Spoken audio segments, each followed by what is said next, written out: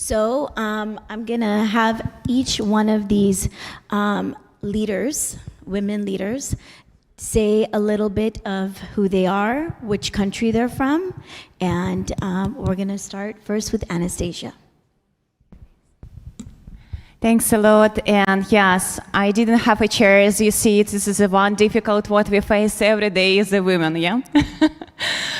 This is joke, of course. My name is Anastasia Denisova. I'm co-founder at Realiste and CEO at MENA Market. Actually, what you need to know about me, first, we invented AI for the real estate market. In Russia, we recognized as the #1 technology for the real estate industry. We absolutely changed this market and we bring this technology to MENA region. And me as a CEO, I opened in 20 cities for us, and now I run our business here. We are profitable as a startup. We generate $1 million a month, and happy to digitalize this market. And thank you for having me today. My turn. I am Elena Rasa. I come from Italy. I work for the insurance sector. I've been working for this sector for more than 30 years in technical positions. January was the time where I decided to refocus my career. So I'm currently running my own company, which is called MyChi2. You can imagine what my background is. And I'm actually supporting insurance companies and financial markets in general to make a step ahead, to be more technical focused, and to basically leverage on other countries' experiences. So I'm spreading the technical knowledge a little bit around. And for myself, I'm a piano player on my free time, and I've got 2 teenagers, very busy and engaging teenagers at home, plus 2 dogs, and that's all you need to know about myself. Okay, so I'm Huma Ejaz, and I work as a vice president for an advisory firm in Riyadh. At the same time, I'm serving on 4 different boards in Pakistan, one of which is a stock exchange, and one is an NGO, and 2-3 different funds. So mainly finance. And in my free time, I am a digital creator. I love to create digital assets so I can make more money. And secondly, I work as an influencer. So I am actually, documenting all my work life. And intent is obviously to make money and to inspire the young women coming to join the workforce in the future. Hi, thank you for having me first. My name is Samhita. I'm from India. And I work as the AVP RE Strategy and Design Research at Simpliwork offices, Bangalore. I am a core architecture professional with a little bit of inclination towards design, if I may, and I also identify as an artist. Hi, my name is Nicola Hollender. I'm from Germany and Switzerland, and I've been working for the big Fortune top 100 corporates like Nestle, L'Oreal, Procter & Gamble in finance and marketing, and for management consultancies. So then 6 years, I started my own company, NextGen Investment Group. So we care about wealth build-up, wealth acceleration, protection, and digitalization. So we empower private investors to invest in stock markets, cryptocurrencies, and real estate. We do asset management and provide up to 11% every month. We do company setup and tax savings, offshore, opening bank accounts, and we digitalize assets like real estate, but also diamonds and gold. Thanks for having me. Okay, so we have amazing women on the panel today. And as he described, my name is Shkira Singh, and I'm coming from California, USA. And what we're gonna do is we've had an opportunity to sit down before, actually, at lunch. And I thought that that was important for us to discuss as a collective team. And the set of questions are going to be one by one to each of the speakers. So we're going to start with the first question, and we're going to go ahead and then pass it on to each person. So the first question to these wonderful leaders is, okay, I'm getting my notes ready so I can be prepared. So ladies, How and why do you think leadership made an impact the last 5 years? So again, the question is, how and why do you think leadership made an impact the last 5 years? Thank you for the question. And from my perspective as a 24-year-old lady, I want to say I just started my career when I was 18. And from this 5 years ago, it was a start of mine. And the first idea is the real estate market is very conservative, and I'm happy to change this industry based on my experience and based on my example, as I just, pitched to C-level position to banks and real estate developers in Russia. This is the biggest organization, public listed company. And when you met with board members when you was 18, what do you think about the reaction? But to be honest with you, reaction was very good. When you're at the same time young leader, and plus you have new ideas, and you want how you can scale and how you can bring this value to the big organization and the big players in real estate market. And from my perspective, as a leadership for me means to bring something very new, very untypical for big market leader that have like more than 90% of their full assets in real estate market around the world. I think, having been in the insurance market, financial markets in general, for the past 30 years, I've seen a huge difference in the last 5 years. So, in the last 5 years, we noticed a huge number of disruptors. I mean, COVID is one of them, but just one.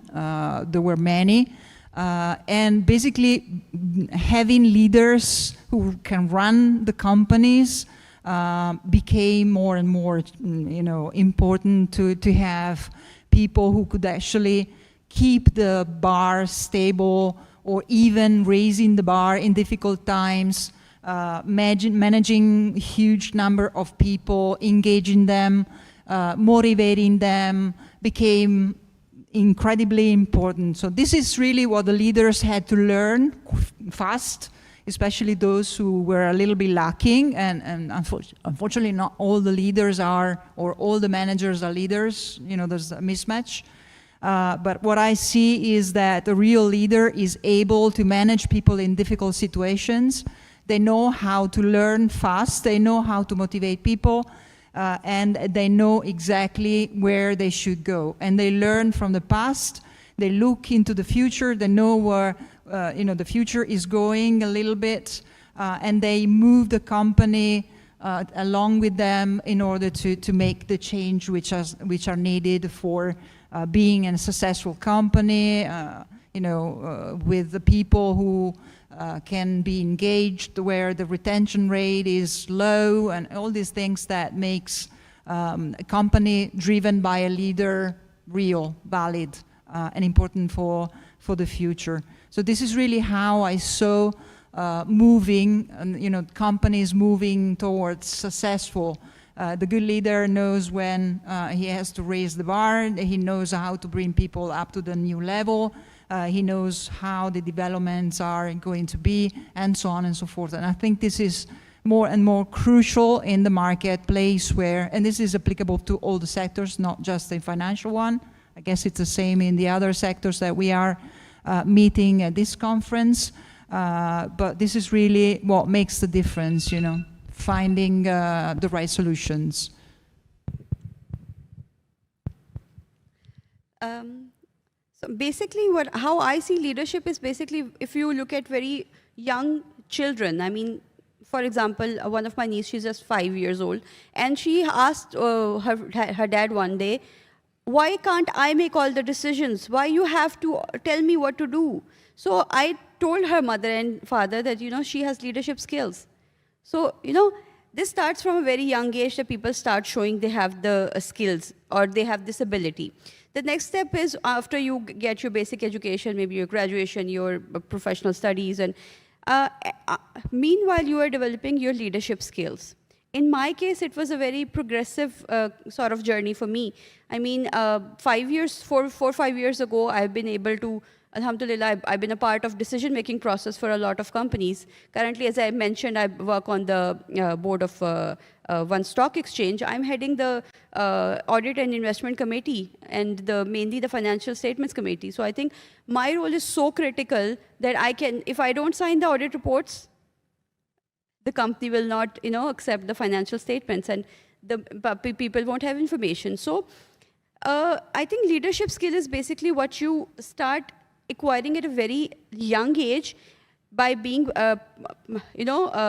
making the right decisions, making the right teams, delegating, empowering more men and women, creating more people like you. And obviously you cannot take everything, you cannot do everything. You have to have more people in the leadership positions. You have to build the next leaders as well. From my experience or my exposure, I have been blessed enough to have a lot of men and women who has been mentoring me. They were able to identify this person has sort of leadership skills, and we need to invest some time in her because the future needs her. And this is what I see right now. I mean, I have a few people, I keep a target that this person has these skills, and she could be one of the people we need in future for the main decision-making roles.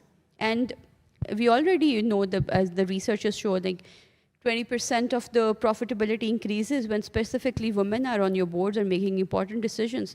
So I think from last 5 years, or maybe let's say 10 years, the leadership positions, the decision-making roles are evolving, and male and female, everybody's contributing, and I give a lot of credit to men because they're a part of the making the change as well. So I think as a woman or as a professional, and obviously coming from a country, from a developing country, we already have a set regulations as per Code of Corporate Governance. We have to have at least one woman on board. Every listed company has to have one woman on board. So, and I was also a part of the Women on Board initiative in Pakistan, and we were actually building more leaders for the future. So I think your leadership skill is you have to lead, and you have to create more leaders as well. I think specifically the last 5 years, as you asked, my work or my attitude towards the sector I'm in has been more data-driven, that I've started focusing more on not only understanding data, but also keeping a record of it, so that, like you successfully pointed out, that you need to create more leaders for the future.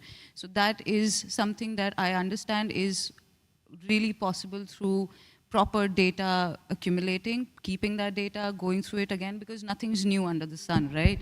And something that you've already been through or you've already learned, I try my best, at least specifically in the last 5 years, that nobody else has to go through that. That my learnings are a one-time learning. I've made a record of that so that somebody else who wants to learn or wants to go through that can, just take it as a reference. And it helps. It really helps. It expedites a lot of processes. It helps a lot of people get confidence in themselves. It's okay. It's okay to make this mistake, right? It's okay to go through this because somebody else has, and there's a record of it. So in the last 5 years, I've tried to be more transparent about my mistakes, a little louder about my achievements, and a little bit more empathetic towards my team or the organization that I'm a part of. That because in reality, progress is always more when it's together, irrespective of any gender, anything, right? So I've, in the last 5 years, at least my leadership style has changed for the better, for the positive, where I've tried to increase the size of my table if I have more food, if I have gone through something or made a mistake, learned something, even a disaster. I've made it a point to not hide that it's okay to do this, it's okay to figure it out after this, and it's okay for other people to take the lead or follow that. And I've been more open about those things. I've tried at least to be more empathetic, more understanding, and that everybody comes from a different walk of life. Everybody has their own path, and I need to be patient enough with everybody to be able to create a healthy work environment. So my goal as a leader right now in the past 5 years, and inshallah in the next 10 years, will be this, that I will try be better so that I can create more leaders. I can create girls who can dream, who dare to dream big. And it's okay, even if they're making a mistake, it's not a problem. So I need to be there. I want to do that for them. Yeah, so leadership has changed dramatically over the last 5 years, giving the speed that decisions are made, based also on new technology like blockchain, AI, like cryptocurrencies. So everything is far more speedy. It's easier also for people to invest and also for protection of wealth. If you look at smart contracts, transfer of assets. So there's a big change in the market, and we are developing the new financial system, and actually it's giving the opportunity that everybody can do wealth management and wealth protection, which is the way forward. And then if you look at the whole industry to doing meetings and coaching, mentoring, it's far more remote. So this means it's easier to reach global scope and to get leverage. So, and again, in trading and investment, so I'm trading and invest myself since I was 18, and I've seen it all. So back then we used to have the fax and the telephone. Now you do everything in seconds, and it's far more protected. It's easier. It's less complex, and obviously, so for me, leadership is change management because everything changes so quickly. And then it's crisis management, bringing us down to money and risk management, and alternative assets as an opportunity. So if we look at digitalized diamonds, if we look at tokenized real estate opportunities in the market, also the way with the fintech companies coming across and the new way of borrowing money, it's amazing. So I see a lot of opportunities for the future. Obviously, also it takes leaders that are brave enough to go there because it's new territory. If you look at cryptocurrencies, a lot of people are still afraid. They are missing out big opportunities. And that's what I want to encourage everybody to really get into those new technologies and way of making business. Because otherwise you are not part of the future. And especially here in Middle East, 30% have cryptocurrencies and wallets. So we are much more advanced than other countries. And Dubai will be the first global blockchain city of the world. So this is huge. So for us here in the financial world, this is the place to be. And I'm looking forward to do business with you. Great answers, ladies. So the next question is going to be, how do you guys feel that real estate and financial services go hand in hand? I think this is a great period, what we see now in the world when we see the many change and like a storm situation in many parts of the world now. It's not about only Europe or China, something like that. Now it's a big change. And with my partners, we like face that and we name it as a big recession is coming. And in that period, what I see in terms of their finance and real estate market and what I have from my meetings with many professionals from that field, I see many of them, they want to be a player on emerging markets. This is the first big trend here. Like if you're a big institutional player from Switzerland or from UK, you can build a pipeline, for example, in Dubai and real estate market. The reason market is not transparent. The second reason, here you're faced with many issues in terms of the transfer of money and something like that. And I see many institutional players from finance, they want to be involved in real estate market, but they can't. And happy to open the door here for all of them. And I see this big trend in terms of their from big real estate offshores in the world to MENA region to Indonesia market when they operate to Latin America. And it's absolutely will change all of this industry and money flow from tier 1 countries to developing country here. From, let's say, an insurance perspective, I think it's extremely important to have, experiences like this one. Sorry, there's a... Excuse me. Sorry. Can you...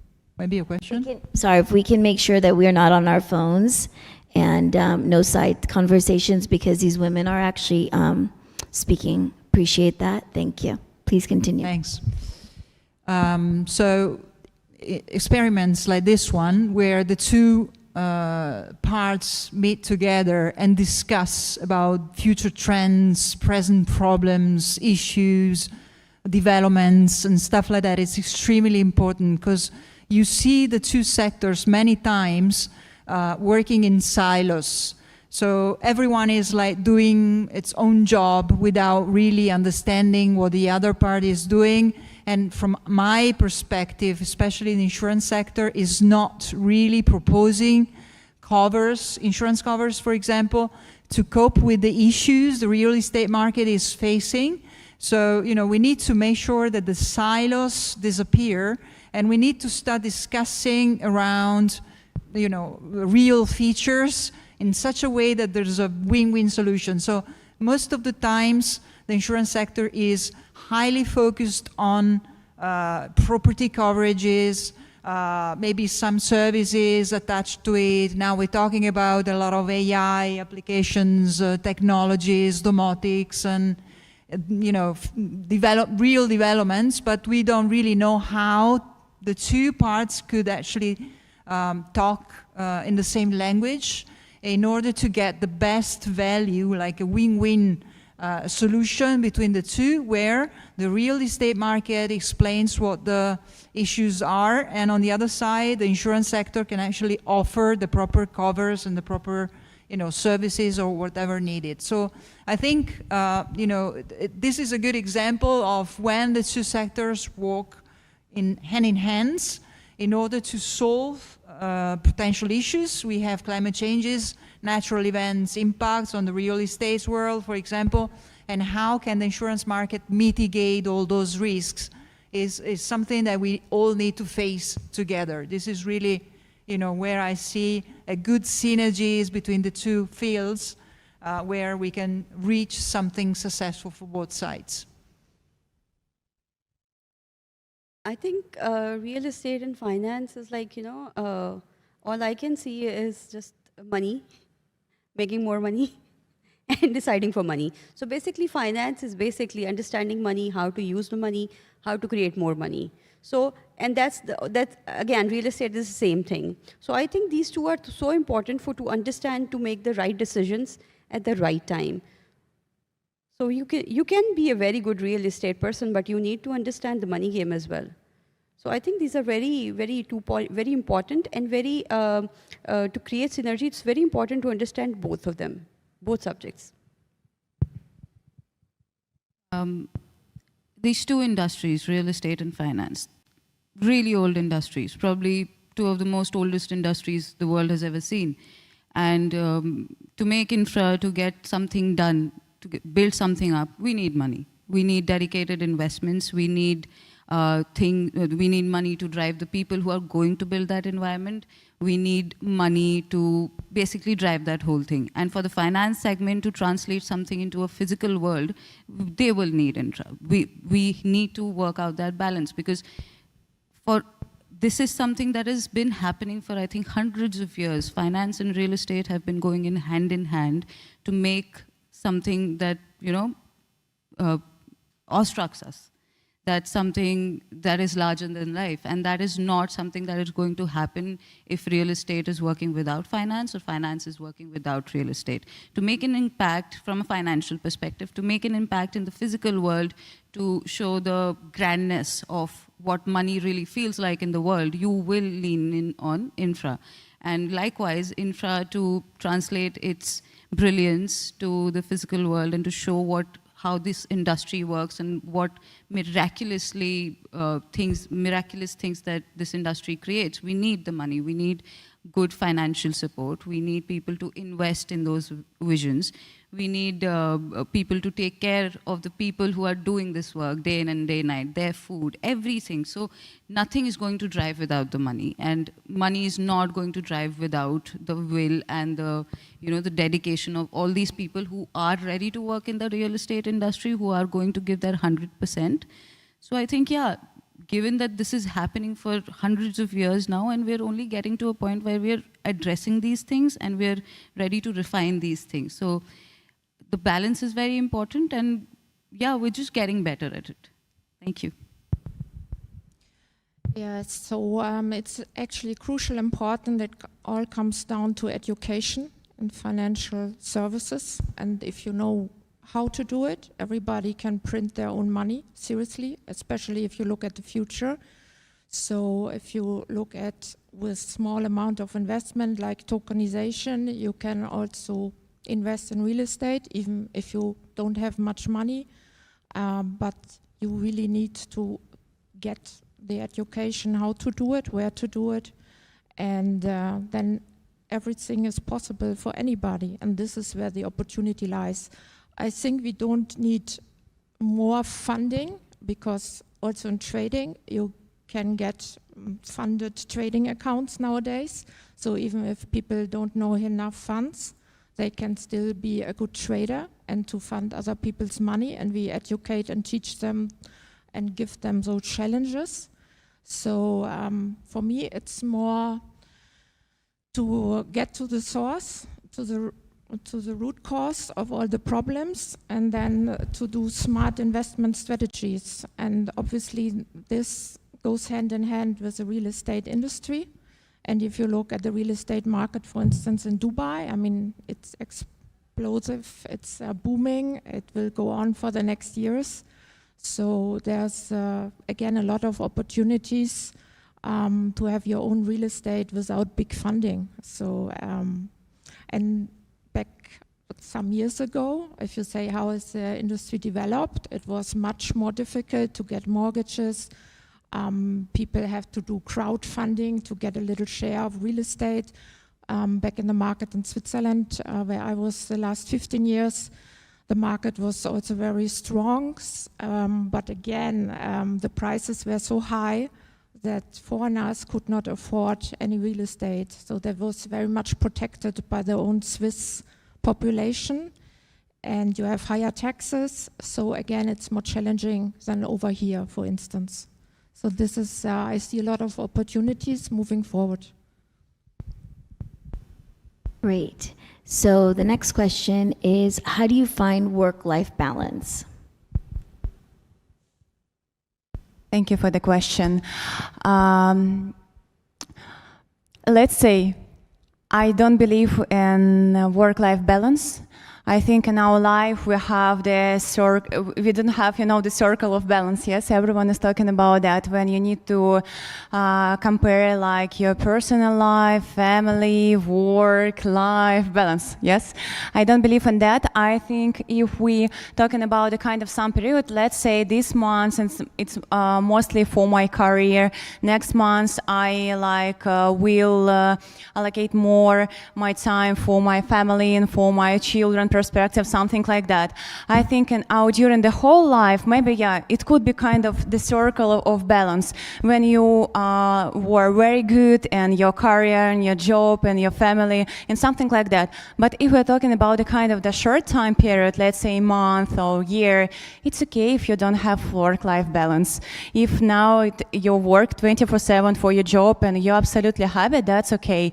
You need to hear more your body, your mind, because you're not about only your brain. Only our brain wants to teach us, yes, to create a kind of career, the state of career, something like that. But we need to combine all three type of our perspective: mind, body, and brain. And if we feel very good with these three type of our life, it could be very good.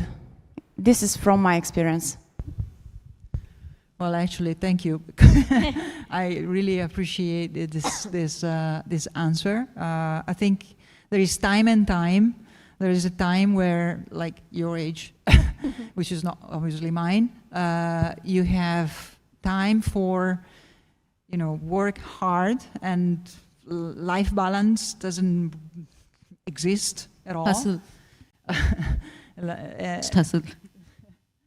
And there is time where, in fact, you need to have this balance. And what I see as a manager of a large corporations is a development in this field over time. I see now much more attention to, this balance from the new generations. And I think COVID helped that a lot. Everyone identified a proper space which is made of work on one side, but also personal lives, sports, whatever. And I find this new way of doing things much more clever, right? So even though over your lifetime you have ages where you focus on work, and then you focus on your family, and then you have small kids, and then you have teenagers and blah blah blah. I think it's the new generation of people that I see also that worked with me in my company for many years. I see more attention to this, and I appreciate that, because they find the right way to focus. When they are at work, they work. When they are at home, they are at home, and that's on the end of the story. They find their spaces, and this is what I'm trying to do as well. I think at some point you need to refocus a little bit and decide that there is something else. If you are a good leader, then you do your lead. You have your leadership style. When you're at work, you're at work. When you're home, and you're home. But you need to find spaces, otherwise, as we would say at lunchtime, your batteries go down, becomes low, and then your leadership style suffers. So, it's extremely important to find this, and I appreciate the new generations for this, to be honest. I think creating a work-life balance is very easy when you set your priorities.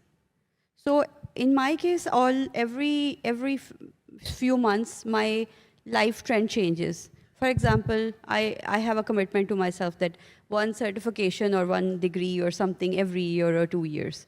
So at that time, obviously, I have to shift my priorities. I mean, I will be coming back home from work and then, dedicating my time to the education. Sometimes when I have nothing, no goals for the month, for the whole month, a few months, I would set some fitness goals. Let's lose some weight. Or maybe learn a new skill like painting or anything. So the most important thing for me, at least, is to have a inner peace. Anything that's costing your inner peace is very expensive. Be it a job or anything, if I'm not mentally satisfied at work, no matter how good the salary package is or anything, but if it's a toxic environment, bye-bye. Resignation, 30 days, notice period, that's it. Because for me, being mentally healthy, your emotional health is very, very, very important. So what we need to do is, at least what I do is I keep a check on my inner health. That is basically telling me how to adjust my work-life balance. That's basically giving me all those indications that what I actually need to do to be, at my best, to perform at my best, be it in my personal life or at work or whatever in life I do. So that's what I do. I think work-life balance, everybody has a meaning personally, right? And given that as a whole, whatever we've been through in the past few years, I see a very distinct mindset shift in terms of people respecting people's boundaries more now. We understand the importance of alone time. We understand how other people's boundaries work for them, and we just started to respect it more. At least, like, that's what I feel personally. And I'm trying to take maximum advantage of that mindset shift. That, like, if it's okay to not sit with everybody in your lunch break, but get your meditation done. It's okay to not go out in the evening to party, but go chill with your dogs. Like, all of that, we've just come to a point where we're more accepting about that. And I see that change generally in everybody. And that's how I think I'm trying to attain my work-life balance. I'm trying to make most of this mindset shift. I'm trying to make most of the fact that people are respecting people's boundaries more, that it's okay, you have your own time, it's all right. And that's something that's not making anybody feel badly about it. So that's how I'm trying to do my work-life balance. I'm trying to take advantage of the situation. So yeah, the vision of my company is that everybody becomes financially safe and independent, so they can enjoy their lives what they deserve. and obviously have more work-life balance. On the other hand, it's very easy, and if more people would know how to do it, we would not have this discussion, because work-life balance for me, if you really love what you do, it does not feel like you need to work or you work. So actually I'm enjoying this. I would not do anything else. So, and this is the why. So why I'm doing it, because I want to empower as many people as I can to live the life they deserve and to not worry about these questions anymore. And for me, I still love trading, and I love, it's about the energy, high energy. I recharge when I network, when I do business opportunities, when I'm here in Dubai, it's amazing. So there I have my work-life balance anyway. So it's just how you look at it and how you, leverage it, and to encourage other people also to do it and not to think about it and split yourself and give you a hard time to figure out what is the right balance. So it should be naturally come from what you are doing. So this is my opinion. So the last question actually for the panel is, what advice would you give based upon your experiences? Because you guys have different backgrounds, different experiences that shape you guys. So if you could answer those, that'd be great. Yeah, usually I don't like to do advices, but if you ask me, of course I can. Maybe one of them, it would be very short: do more mistakes.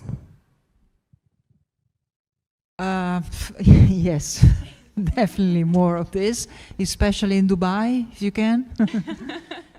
No, but seriously, I think we need to delete the barriers, leverage more on other industries, make sure that we get more and more of knowing each other, bringing on board people from other industries, create a lot of values. Sometimes we focus on one specific sector and go on with that forever. That doesn't make any change. So what I think really is that we need to, create ways of, working less and less in silos, exchanging experiences and understanding what the others are doing. In the timing when AI is part of our new culture, how you do business these days, knowing how the others are doing is crucial for sectors, especially those which are a little bit less or a little bit more conservative, more traditional, if you would say. Let's try to leverage on everyone's experience. This is really creating a lot of value. I can see that already. So that's my point. Well, I'll have a lot of advices, but I'll just summarize. Take challenges, no matter what. Be you are a girl or a boy or whoever you are. Stay consistent. Don't worry. Make a lot of mistakes, and learn from your mistakes. And the last advice would be, since in early 20s or in our teens, our metabolism is so high, so eat as much as you can. Yes.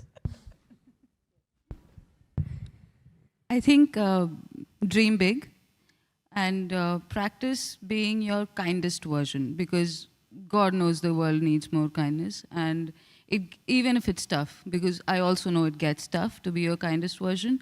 And be a little more forgiving towards other people's mistake, towards yourself, and just be you. The world adjusts. Trust me, the world adjusts. Just you gotta be you, and you need to have that kind of faith in yourself that it's okay, you got this, you'll get there, and the rest of it just falls into your lap. Yeah, so the best advice is that you start early to invest in yourself, get the right proper financial education, get familiar with all the new technologies, keep up in space and with the pace, and trust in yourself. So obviously go out there and also explore, if it's trading, if it's investment, cryptocurrency, just, you know, it's like a game at the end of the day. You start playing, sometimes you win, sometimes lose. When you get more experience, you get better and better, and you find your way. Get a mentor early. Don't do everything on your own and do all the mistakes that we probably all did. So be smart, and also do a lot of networking, because at the end of the day, this is what will help you. And get a global reach and mindset, not just stay in one country, do one career with one employer. Get self-employed very early. So, I mean, this is the freedom to operate, to grow, and to develop. It's also not the most easy comfort zone, but you have the strongest and fastest development. And also, if you, no matter what you want to achieve, you have more opportunities when you have your own company and you drive your own agenda. So I think this is more important in this world, because we are changing so much. There will be less and less jobs in the future. Many people don't know, in Europe, for instance, what they should do when they're retired. Some have not enough money. Some have no place to go to take somebody and have the care they need. So there are a lot of issues coming down the road. So it's better you envision the whole, you make a plan and you envision where you want to go, and then figure out how to get there. Great. So let's give these ladies a round of applause for their excellent experience, input, and you know, we're finishing a little bit early too, so that's also showing efficiency. So I want to thank every single one of you guys, and you guys will have an opportunity to see these lovely ladies and speak one-on-one, and hopefully there was some questions or interest, and you will be able to do that during this conference. Thank you so much.